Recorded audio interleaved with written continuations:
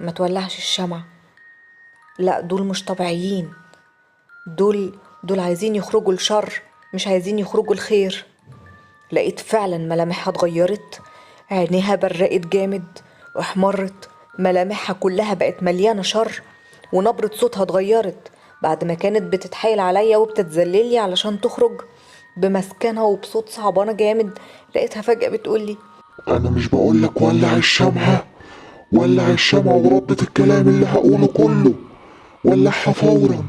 اترعبت واتصدمت باللي انا سمعته. لقيت المراية كلها بتتهز، لقيتها بتصرخ وبتقول: ولع الشمعة، ولعها بسرعة، وبتصرخ جامد وما كنتش فاهم اي حاجة.